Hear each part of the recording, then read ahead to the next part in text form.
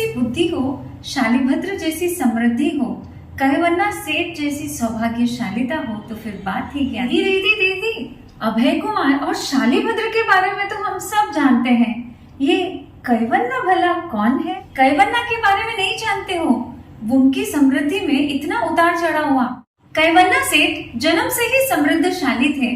अचानक से एक डाउनफॉल आया और समृद्धि में नीचे गिर गए, फिर वापस से और ऊपर उठे, फिर वापस से एक डाउनफॉल आया, नीचे गिरे, फिर और बहुत ज्यादा समृद्धशाली बने। हमारे जीवन में भी तो इतने उतार चढ़ाव होते हैं ना दीदी, तो क्या बड़ी बात है। ऐसी ही जिज्ञासा उनके मन में भी जागृत हुई।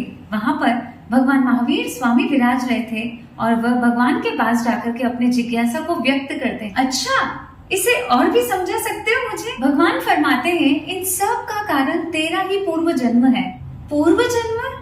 क्या दीदी, इस भाव का पुरुषार्थ नहीं, पूर्व जन्म का पुरुषार्थ? हाँ, इसका रीजन उसका पूर्व भाव था। भगवान ने फरमाया, पूर्व भाव में एक गौ पालक का पुत्र था जो बहुत ही गरीब था। आज तक उसने अपने जीवन में कभी मीठा चखना तो दूर, मीठे को कभी देखा तक नहीं। तो एक बार उसके सभी मित्र आकर के कहते हैं, आज हमारे घर पे खीर बनी हुई है, और वो मन ही मन बहुत दुखी होता है, अपनी माँ के सामने रोने लग जाता है, माँ मुझे तो खीर खानी है, मुझे तो खीर खानी है। माँ बेचारी क्या करती, माँ के पास ना तो घर में कोई दूध था, न शक्कर थी, ना ही कोई दूसरा मिष्ठान था। लेकिन माँ की उदासी को देख करके सब आसपास की पड़ोसन औरत जो है दूध ला रही है, कोई शक्कर ला रहा है, कोई चावल ला रहे हैं, और माँ बहुत खुश हो जाती है।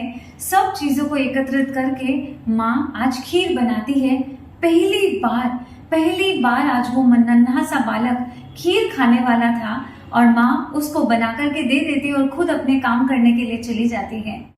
अब वो बच्चा खीर खाने के लिए जैसे ही बैठता है, उसकी पुण्यवाणी का तो आज जोर उदय में आता है। उनके घर पे मांस खमन के पाड़ने हेतु आज मुनिराज पधारे। बच्चा इतना खुश होता है, और वह अपने घर में क्या बह रहा हूं ऐसा सोचता है।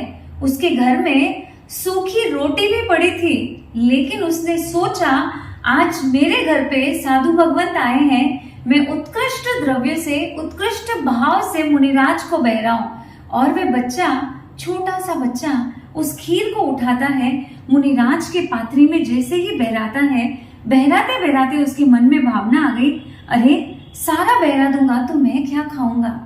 फिर वापस से भावना आती है कि नहीं और थोड़ा बहरा देता हूँ, और थोड़ा बहराता है। फिर अचानक से उसे याद आता है, माँ पूछेगी, बेटा खीर कैसी थी तो मैं क्या कहूंगा। थोड़ा सा और बहराता है, और फिर थोड़ी सी खीर, 1/3 भाग अपने लिए रख लेता है। लेकिन जितनी खीर उस बच्चे ने बहराई, उत्कृष्ट अवभाव से, उत्कृष्ट भावना के साथ में उसने मुनिराज को वो खीर बहराया, भावों में उतार चढ़ाव आया। उसका इसमें और उसमें क्या संबंध है दीदी? हाँ, वही तो भगवान कैवन्ना सेठ को फरमा रहे हैं, तूने उस भाव में निर्दोष रूप से, उत्कृष्ट अहोभाव से सुपात्र दान बहराया, इसीलिए तो इतना समृद्धशाली बना। और बार बार उस दृश्य को याद करते हुए तू आनंदित होते रहा। लेकिन बहराते जैसे ही तू एक क्षण रुका कि मैं क्या खाऊंगा, मेरी माँ मुझे क्या पूछेगी, वही तेरे जीवन में, तेरी जिंदगी में तू नीचे गिरा। वापस से तूने जैसे मुनिराज को बहराया, फिर तू तेरे जीवन में समृद्धशाली बना। फिर तेरे भाव 1 सेकंड के लिए रुके, फिर तू नीचे गिरा, लेकिन वापस से पुण्य का ऐसा जोर चला कि तू पुनः ऊपर उठ गया। अच्छा, अब समझ में आया तुझे? जब भी भोजन करते हैं, उत्कृष्ट अहोभाव से, उत्कृष्ट सुपात्र दान देने की भावना भाकर के फिर ही भोजन करें। दीदी, मैंने तो जान लिया है, खाना खाने के पहले अब से कभी भी मैं भावना भाकर के ही खाना खाऊंगी। मैंने तो आपके चैनल विनीता.पर्पस कोच को फॉलो कर लिया है, आप सबने भी फॉलो कर लिया होगा ना?